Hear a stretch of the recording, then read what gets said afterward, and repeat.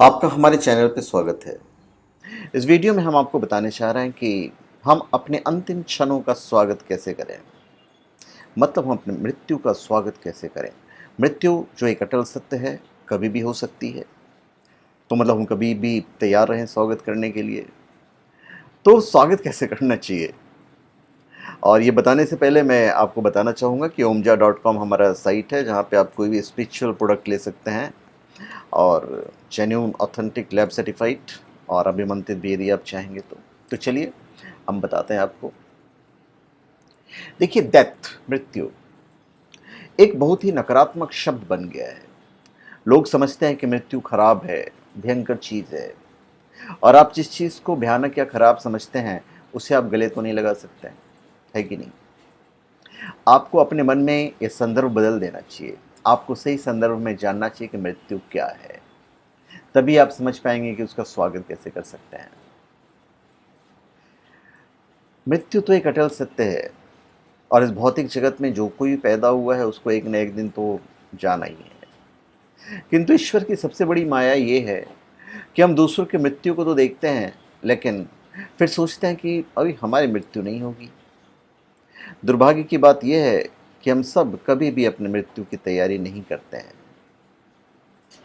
भगवत गीता के दूसरे अध्याय में भगवान श्री कृष्ण कहते हैं कि मृत्यु तो स्वाभाविक है और जो जन्म लिया है उसकी मृत्यु निश्चित है, किंतु आत्मा की कभी मृत्यु नहीं होती है। आत्मा हमेशा ही नवीन, नूतन और अजन्मा है। इसको न तो मारा जा सकता है, ना तो जलाया जा सकता है, ना तो गलाया जा सकता है। ये तो आपने पढ़ा ही है। तो जिस प्रकार शरीरधारी आत्मा इस शरीर में बाल्यावस्था से तरुणावस्था में और फिर वृद्धावस्था में निरंतर अग्रसर होता रहता है, उसी प्रकार मृत्यु होने पर आत्मा दूसरे शरीर में चला जाता है।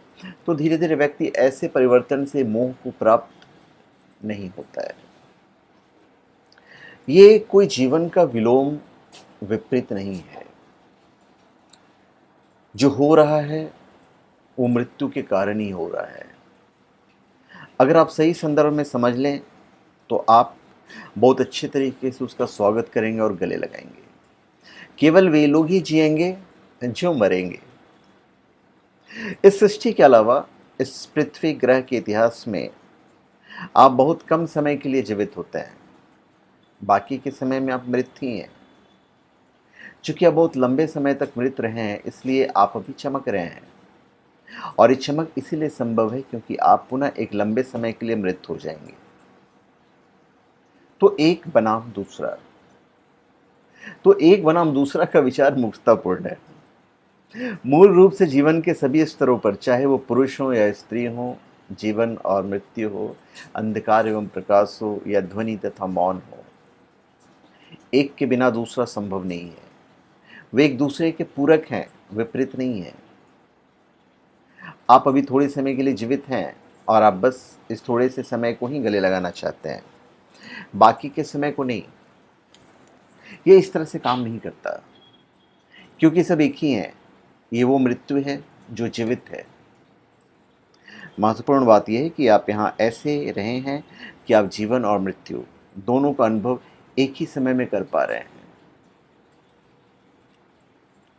भगवान श्री कृष्ण कहते हैं कि जिस प्रकार मनुष्य पुराने वस्त्रों को त्याग कर नए वस्त्र धारण करता है, उसी प्रकार आत्मा पुराने तथा व्यर्थ के शरीर को त्याग कर भौतिक शरीर धारण करता है। तो भगवान श्री कृष्ण ने गीता में कहा ही है। और भगवत गीता हमें ये सीख देती है कि कैसे हम अपने मृत्यु का स्वागत करें।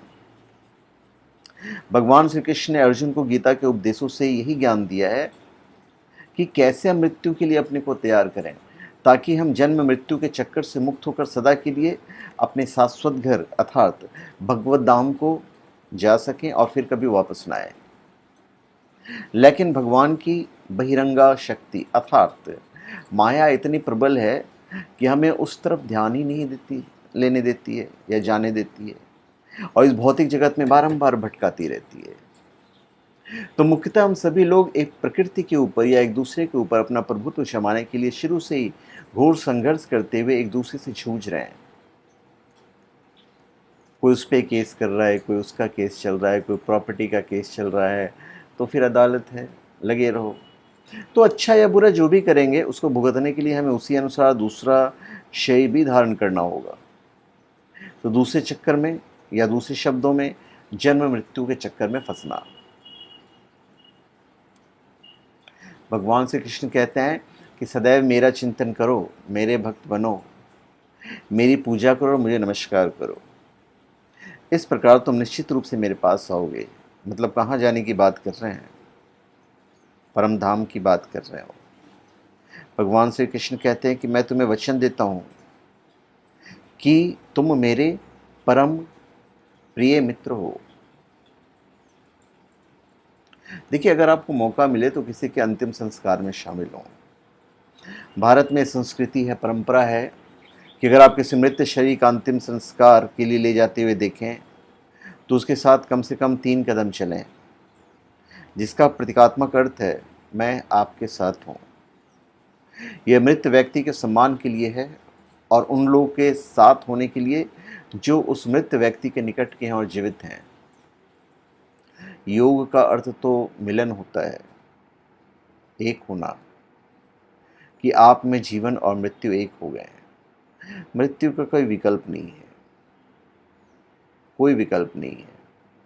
ये सृष्टि की इच्छा ही है और जीवन हमारा चयन है।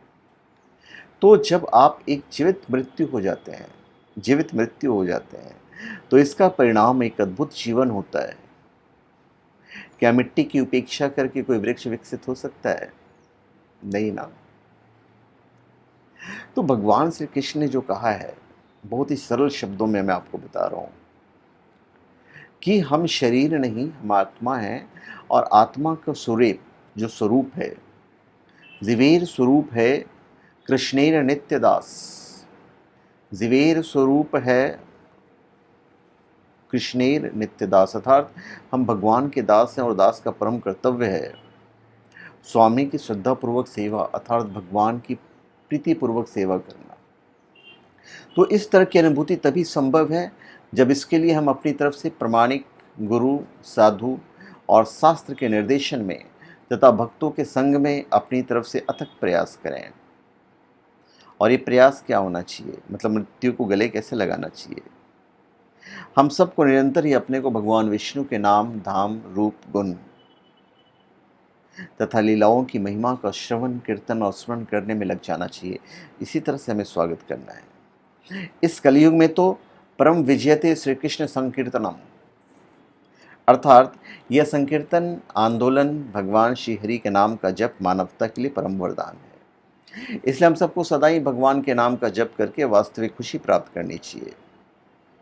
तो भगवान का नाम का जप कीजिए और खुश रहिए, और इसी तरह से हम उसका स्वागत कर सकते हैं।